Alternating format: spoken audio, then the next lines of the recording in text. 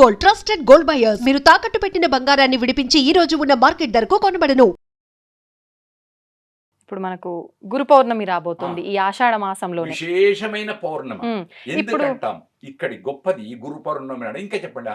అయితే ఇప్పుడు ఈ గురు పౌర్ణమి విషయానికి వచ్చేసరికి కూడా ప్రతి విషయంలో ఎన్నెన్నో మంచి చెడులు వచ్చినట్టుగానే ఈ విషయంలో కూడా సాయిబాబాను ఎక్కువగా ఆరాధించే వాళ్ళు ఉన్నారు. కానీ సాయిబాబా దేవుడే కాదు, ఆరాధించకూడదు అని కొంతమంది. మరి అసలు ఎవరు నిజమైన గురువు? మనం ఆ రోజున ఎవరిని ఆరాధించాలి? అందరు గురువులే. లోకమే గురుత్వం. విన్నారా? మంచి ఎక్కడున్నా అక్కడ గురువే. ఒక్క ఉదాహరణ చెప్తాను. గురువు లఘు ఛందస్సు లోపల వస్తుంది. పాఠాలలో ఛందస్సు. గురువు గురువే, లఘు లఘువే. కనుక గురువులు ఉత్తమమైన గురువులు. సాయిబాబా కానీ ఎవ్వరే కానీ లోకానికి హితం చేసి మంచి చేస్తే గురువే. విన్నారా? గురువు అనేవాడు ఏంటి? అజ్ఞాన అంధకారాన్ని దూరం చేసేవాడు.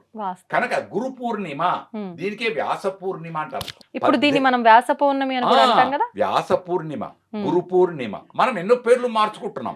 కనుక వ్యాసుడు 18 పురాణాలతో మొత్తం సమస్తం వ్యాసుడు ఏది చెప్పాడో, వ్యాసోచ్ఛిష్టం జగత్సర్వం అని వ్యాసుడు ఏది చెప్పాడో అది ప్రపంచంలో ఉంది, నడుస్తూ ఉంది. వ్యాసుడు తప్పు చేయలేదా అనేవాళ్ళు కొందరున్నారు. అంత వేరు, అవి వేరు. వాటి మనం తప్పును చూడకూడదు ఎక్కడ కానీ. ఒకప్పుడు కాలువల నుంచి నీళ్ళు వచ్చేవి, చెరువులోంచి పారుతూ వస్తుంటే పాఠశాలకు వెళుతూ దాహానికి ఆ చెడును పైన ఉండే ఆకులు అలములు అనేటి వాటి తీసి దోషుడితోటి హాయిగా తాగి స్కూల్కి వెళ్ళి పాఠం చదువుకొని వచ్చేవాళ్ళం మేము. ఇప్పుడు మినరల్ వాటరు కొనుక్కోవాలి. ఓ దాంట్లో అనుమానం, ఇది ఎన్ని రోజులైంది, డేట్ ఉందా, ఎందుకు ఇదన్నీ అవసరం, ఎందుకు వచ్చింది? మనం పొరపాటు జరుగుతుంది, కాకూడదు. కనుక మనస్సు మంచిది కావాలి. గురువు అంధకారాన్ని తొలగించాలి. గురుత్వం గురువే, శిష్యుడి శిష్యుడే, లఘు లఘువే. ఆ అంధకారాన్ని తొలగించడానికి ఉత్తమమైన గురువుని ఎన్నుకో. అంతేవరకు ఏ గురువులు అనేది వద్దు మనకు. ఉత్తమమైన గురువు ఎన్నుకో. కనీసం ఆ రోజైనా గురు పూజ చెయ్యి. ఆ రోజైనా వ్యాస పూర్ణిమ నాడైనా గురువుకు దండం పెట్టు. ఆయన నువ్వు ఏ దేవుడు అంటావా, ఎవరంటావా, ఏమంటావా, ఎక్కడికి పోతావా, ఎవరికి పోతే వాళ్ళ దేవుడు. నేను పట్టుకున్నదే గొప్ప అని కాదు, ఏదైనా మన చూపును బట్టి ఉంటుంది. కనుక గురువు గురువే, అది గురు పూర్ణిమ. ఇప్పుడు తల్లి, తండ్రి, గురువు దైవం కన్నా ఎక్కువ అంటారు. అవును. వీళ్ళ ముగ్గురు విషయంలో కరెక్ట్ గా ప్రవర్తించిన వాళ్ళు భగవంతుడి సేవ చేయకపోయినా పర్లేదా? తులసిదాస్ చెప్పాడు కదా మొట్టమొదటిది. విన్నారా? నువ్వు గురువుకు మొత్తం ప్రాధాన్యం ఇస్తావా దేవుడికా? గురువుకే. అందుకే కృష్ణం వందే జగద్గురుం. కృష్ణుడు వందే జగద్గురుం. ఆయనే జగద్గురు. ఎలా అయ్యాడు? అది పెద్దది, చాలా విశేషమైనటువంటి ఎన్ని చెప్పినా తక్కువ కృష్ణుడు గురించి. కనుక అందుకోసం లోకంలో ఏముంది? రాముడు నడిచినట్లు నడువు బిడ్డ, కృష్ణుడు చెప్పినట్లు విను. 2 మాటలు చాలు గురు పూర్ణిమకు. గురు పూర్ణిమకు రాముడు నడిచినట్లు నడు. రామో విగ్రహవాన్ ధర్మ. తల్లిదండ్రులు, గురువులు వాళ్ళ యొక్క ఎట్లా ఏమిటి ఆచరించి నడిచాడో అలా నడువు. కృష్ణుడు ఎలా చెప్పాడు? భగవద్గీత చెప్పింది. కృష్ణుడు ఎలా చెప్పాడో అలా చెయ్యి. కానీ కృష్ణుడు వెన్న దొంగతనం చేశాడు, నేను ఇట్లా చేశాడు, నేను ఇట్లా చేశా అంటే తప్పు. ఆ ఆంతర్యం నీకు తెలియదు, కృష్ణ తత్వం తెలియదు. తెలిస్తేనా గొప్పది. కనుక గురువులు అందుకోసం వ్యాస పూర్ణిమ దక్షిణాయనం. ఇది మంత్రకాలం అండి. ఈ ఆషాఢ మాసం వీటికి ఏంటంటే గొప్పది. యుద్ధాలకు లేవు. వర్షాకాలం, వర్షాలలో యుద్ధాలు ఉండవు. ఊర్లలో ఉంటాం, క్రిమి కీటకాలు వస్తాయి. వర్షం వచ్చిందంటే క్రిమి కీటకాలు వస్తాయి. ఎక్కడికి వెళ్లకుండా నదులు పొంగుతుంటాయి, కొట్టుకపోకుండా ఎక్కడ లేకుండా ఇంట్లో ఉండి ఏం చెయ్యి? తిని పడుకోవడం కాదు, మంత్ర అనుష్ఠానం చెయ్యి. గురువు అంటే అది. గురువు ద్వారా అందుకున్న మంత్రాన్ని అనుష్ఠాన జపం చెయ్యి. మంచి పూజలు పుణ్యాలు సంపాదించుకో. ఆషాఢ శ్రావణ మాసాలు ఆనందాన్ని, చాతుర్మాస దీక్షని ఎందుకు పెట్టారు? ఇవి ఈ గురు పౌర్ణమి నుంచే ప్రారంభమా? చాతుర్మాస దీక్షల్ని ఇప్పటి నుంచి ప్రారంభం. వాళ్ళ నియమాలు. దీన్ని నియమాలు మళ్ళీ 1 నెలనా, 2 నెలల, 3 నెలల, 4 నెలల వాళ్ళు ముందు ఏర్పరుచుకుంటారు. ఆ దీక్షతో ఉంటారు. అప్పుడు ఇప్పుడు ఈ దీక్షలో ఉన్నప్పుడు వాళ్ళు ఆ ఊరు దాటి వెళ్ళకూడదని శాస్త్రం. ఇప్పుడు వెళ్ళకుంటే ఎట్లా? అవును, కొన్ని కాలాలున్నాయి. ఆ కాలం శాస్త్రం చెప్పింది, ఈ కాలం శాస్త్రం అంటే ఎట్లా? మరి తప్పదా? ఇండియానే కాదు కదా, విదేశాలకు కూడా వెళ్ళాల్సి వస్తుంది. వెళ్ళాల్సినప్పుడు ఎట్లా? విమానం ఎక్కను, నేను సముద్రం ఎక్కనంటే ఎట్లా? శాస్త్రం ఉచితమా అనుచితమా నిర్ణయించుకునేది వాళ్ళే, ఎవరికి వారే. కనుక 16వ పండుగ దాకా పెళ్లి కొడుకు, ఇప్పటిదాకా మాట్లాడుకున్నాం పెళ్లి గురించి, ఆ ఇల్లు దాటి బయటకు పోకూడదు. ఫ్రెండ్స్ వచ్చారు, బయటకు వెళ్ళాలా వద్దా? వెళ్తాడు. మళ్ళీ ఎట్లా? అట్లెట్లా రా అంటే ఎట్లా ఉండదు? అవును. కనుక ఎన్నో ఉన్నాయి, ఉమ్. ఎన్నో నియమాలు చాలా ఉన్నాయి, హా. నియమాలు పుష్కళం ఉన్నాయి. అంత పాటించకపోవడం ఎవరిని వాడికి వదిలేస్తే అయిపోయాయి. అంతే. ఎవరి వారి మనస్సుకు చాలు, అంతే. అక్కడ వాళ్ళు పాటించారా వీళ్ళు పాటించలేదా ఒకటి. అలాగే సంకష్టహర చతుర్థి అవును. దానికి గొప్పది, ఆ. దాని పేరులోనే ఉంది అంతా. కష్టాలన్నీ దూరం చేసేటువంటి చతుర్థి. ఆ చతుర్థి వినాయక చతుర్థి, విశ్వసేన చతుర్థి, ఏదో చతుర్థి. దానికి ఆ రోజున పూజ చేయి. కష్టాలు ఉన్నాయంటే పూజ చేస్తావు, దండం పెడతావు. సుఖం ఉంటే గుర్తురాదు, కష్టం ఉంటే గుర్తొస్తుంది. కుంతి ఏం కోరుకుంది? కుంతి ఒకటే కోరుకుంది. ఏం కోరుకుంది? కృష్ణుడు నిర్యాణం కంటే ముందు కుంతిని అడుగుతాడు, నీకేం వరాలు కావాలో కోరుకో అత్తయ్య అన్నాడు. నాకేమొద్దు, కష్టాలు తెచ్చిపెట్టాను. నిన్నటిదాకా కష్టాలు అనుభవించావు, మళ్ళీ కష్టం ఉంటే నిన్ను నేను ధ్యానం చేస్తాను. కనుక అది గొప్ప. అట్లా పెద్దలది మనం పాటిస్తాం.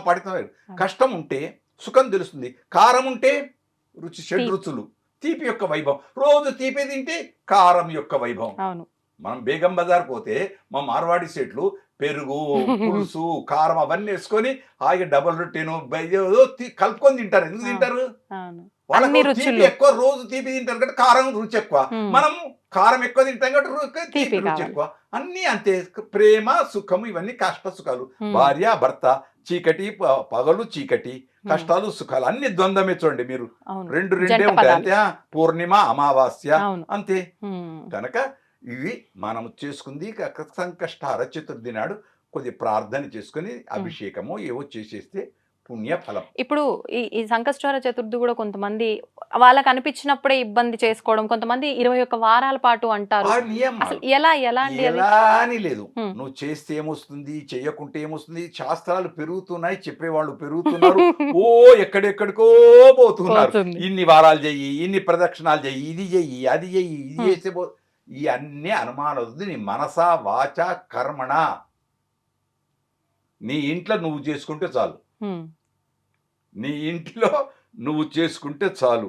బయట 1000 మందికి అన్నదానం చేసే బదులు నీ ఇంట్లో ఉన్న 2 తల్లిదండ్రులకు మంచి అన్నం పెడితే చాలు. మళ్ళీ అన్నదానం చేద్దా అని నన్ను అనొద్దు.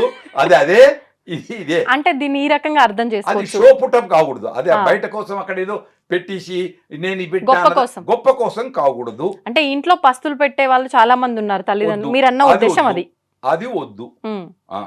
అంతవరకు దేవుని గుడికి వెళ్ళి 50 సార్లు దండం పెడతా, ఇంట్లో మాత్రం హాయ్ డాడీ అని వెళ్ళిపోతా.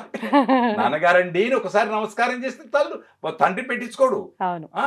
ఎన్నడైనా తండ్రిని కాళ్ళు ఇలా అనేవాళ్ళు ఉన్నారా? ఉన్నారు. తక్కువ. కాళ్ళ నొప్పులు తండ్రికి వచ్చిన తర్వాత కాళ్ళు ఒత్తుతూ ఉంటే, బిడ్డ నీకోసం మీ భార్య చూస్తుందిరా, వెళ్ళరా, లోపలికి వెళ్ళరా అని తండ్రే పంపిస్తాడు. కోడలు అత్తయ్య కాళ్ళు ఒత్తుతూ ఉంటే, ఎందుకమ్మా మీ ఆయన దగ్గర పో, ఎందుకు వస్తున్నావు, మేమిద్దరం హాయిగా ఉంటాం, నువ్వు వెళ్ళిపో అని అత్తనే అంటుంది. కానీ అంటున్నారా? లేదు. ఇంట్లో తల్లిదండ్రికే లేదు. ఇక అత్త మామలకు ఎక్కడ? అంటే ఒకటంట, మీరు కోప్పడద్దు, చెప్పండి. అత్తలు అలా లేరు, కోడళ్ళు అలా లేరు. అన్నిట్లలో 2 రకాలుగా కూడా. ఇప్పటిదాకా ఇంకా మీరు అర్థం కాదు. నేను చెప్పాను కదా, శిష్యులు అట్లా లేరు, గురువులు అట్లా లేరు.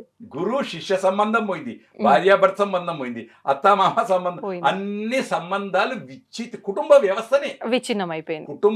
కుటుంబ వ్యవస్థ అంటే మళ్ళీ అన్ని ఎన్ని, మన మీడియా ఉంది, ఇక్కడ ఉద్యోగులు అందరు, అధికారులు అందరూ, ఇదొక కుటుంబం.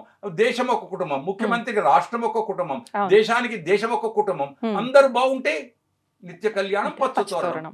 కాబట్టి ఇది నా కుటుంబం, నా కొరకు అనుకుంటే చాలు. కాబట్టి ఈ రియల్ ఎస్టేట్ వ్యాపారాలు ఉండవు, మంత్రులు ఇంతులు వీళ్ళందరికీ ఇవి ఉండవు, ఇవన్నీ ఉండవు. మళ్ళీ ఇప్పుడు ఎందుకో వచ్చింది, ఇవన్నీ ఉండవు. కానీ నేనే ఈ దేశానికి నేనేం చేసినా అని ఉండాలి. కానీ ఈ దేశం నాకేమి ఇచ్చిందని ఉండకూడదు. స్వార్థం ఉండకూడదు. అది వెనకట ఉండే, ఇప్పుడు తగ్గింది. ఇప్పుడు తగ్గింది. ఇప్పుడు ఎన్ని ప్లాట్లు కొన్నా, ఎక్కడెక్కడ కొన్నా, ఏమేమిటి దానికి రేట్ వచ్చిందా ఏమిటి, ఇది ఉండదు. చెయ్యాలి, వ్యాపారమే, వ్యాపారం వద్దని కాదు. కానీ స్వార్థాన్ని కొంత తగ్గించుకొని తన కోసం నేనేంటి, నాకేంటి, నేనెంతవరకు అని పడుకున్నప్పుడు నేను ఈరోజు ఎన్ని తప్పులు చేశాను అని ఒక్కసారి ఆలోచించుకుంటే చాలమ్మా, అతడే దైవం. ఈరోజు నేను ఇన్ని తప్పులు చేశానే, రేపు ఈ తప్పులు చెయ్యను అనుకుంటే చాలు. ఇంకేం కావాలి, దేశమే సుభిక్షం, అంతే. అంటే ఒకటి ఇప్పుడు ఇప్పుడు నేను ఈ క్షణంలో ఏదైనా చేసినప్పుడు నాకు తప్పు అనిపించి నేను అరే ఇలా చేయకూడదు అని నాకు అనిపించినంత మాత్రాన సరిపోదు, మళ్ళీ ఇంకొక తప్పు చేయకుండా ఉండటమే అని అంటుంటారు కదా, దీన్ని అవును. ఎలా ఎలా తీసుకోవచ్చు? అన్నిట్లో తీసుకోవచ్చు. విన్నారా, తప్పులెన్నువారు తండోపతండంబులు. కనుక ఎన్నెన్నో తప్పులు చూసేవాళ్ళు ఉంటారు, తన తప్పులు ఎరగరు.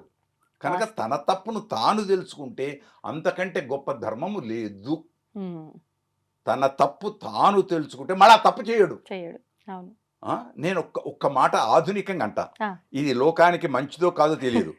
నేను కాలేజీకి పోతున్నా, కాలేజీకి పోయేటప్పుడు నేను పక్కకుండే ఎవరో స్టూడెంట్స్కు లేడీస్కు ఇలా ఇలా చెయ్యి ఊపినా అనుకోండి, చెయ్యి ఊపినా, ఒరే నేను చెయ్యి ఊపిన అక్కడ ఆమె అందకత్తే కనపడదిరా నేను చెయ్యి ఊపినా అని ఫ్రెండ్స్తో చెప్పుకున్నాడు, బాగుంది. ఆ తర్వాత 10 ఏళ్లకు పెళ్ళయింది, ఆ భార్యకు ఇంకొకడో చెయ్యి ఊపితే అమ్మా అప్పుడు నా భార్యకు నువ్వు ఊపుతావా చెయ్యి, మళ్ళీ నువ్వు ఎట్లా ఊపినావురా, అది తప్పు.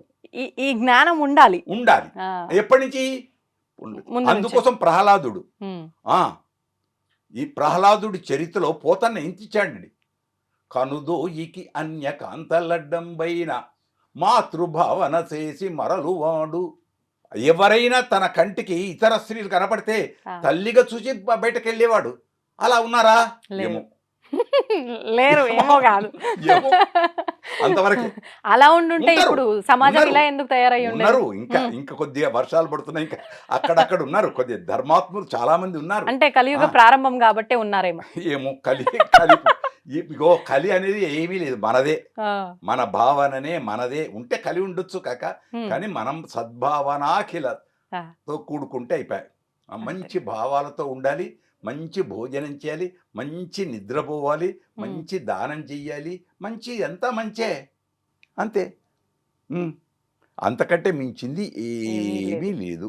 కనుక ఈరోజు మాకు ఈ అవకాశం ఇచ్చినందుకు మేము అనేక కృతజ్ఞతలతో మా ఈ మీడియాకు, ఈ సాంకేతిక నిపుణులకు, మా మేనేజ్మెంట్ వారికి, ప్రపంచానికి ఈ రాబోయే గురు పూర్ణిమ యొక్క శుభాకాంక్షలు, ఆ తర్వాత వచ్చే శ్రావణ మాసపు శుభాకాంక్షలు. ఇవాళ నిజమైన మంగళవారం, సర్వ మంగళంతో కూడుకున్న మంగళవారం. మీ అందరికీ అన్ని చేకూరుగాక, ముఖ్యంగా అందరం ఆరోగ్యవంతులమై ఉందుముగాక. కనుక ఒకసారి ప్రార్థనతో ముగిస్తాను. ఆ ధన్వంతరి నారాయణుడున్నాడే, ఆయన ఆరోగ్యాన్ని అందరికీ అందించుగాక. అక్కడక్కడ ఇక్కడ కేరళ నుంచి వింటున్నాం, ఏదో మళ్ళీ రుగ్గుమత అని అదని వింటున్నాం. కాబట్టి అంతటా కూడా రుగ్గుమతలు రాకుండా ఆనందంగా ఉందురుగాక. నమామి ధన్వంతరి మాదిదేవం సురాసురైర్వందిత పాద పద్మం లోకే జరా రుక్ భయ మృత్యునాశం దాతారమీశం వివిధ ఔషధీనాం. ఆ ధన్వంతరి నారాయణుడు సముద్రం యొక్క పాల కడల్ని చిలికినప్పుడు వచ్చే ఔషధులతో వచ్చిన ఆయనే అన్ని మెడిసిన్స్, మందుల చేత, ఔషధుల చేత అందరికీ ఆరోగ్యం ఇచ్చుగాక. జై శ్రీమన్నారాయణ, జై శ్రీమన్నారాయణ, జై శ్రీమన్నారాయణ. అమ్మ సోదరి, అనేక కృతజ్ఞతలు. మీరు వర్ధిల్లుదురుగాక, ఆనందంగా మా బంధువులందరూ ఆనందాన్ని పంచుకుందురుగాక. మంచి మాట్లాడదాం, మంచిని విందాం, పంచుదాం, మంచి చూద్దాం. సంతోషం. గాంధేయవాదంతో మంచిని చూద్దాం, మంచిని విందాం, మంచిని పంచుదాం. అది చాలా సంతోషంగా ఉంది నిజంగా. చాలా మంచి విషయాలు, చాలా చక్కటి వివరణ ఇచ్చారు. నిజంగా నేనేం లేదు, మా అమ్మ ఇచ్చిందో, మా గురువులు ఇచ్చిందో, పక్క వాళ్ళు చెప్పిందో, ఏదో 2 మాటలు ముచ్చట పెట్టుకునే అవకాశం లభించినందుకు కృతజ్ఞతలు, కృతజ్ఞతలు, కృతజ్ఞతలు. ధన్యవాదాలు. ప్రజలందరికీ క్షేమకరంగా వర్ధిల్లుదురుగాక, ఆనందంగా ఉందురుగాక. జయోస్తు. ధన్యవాదాలండి.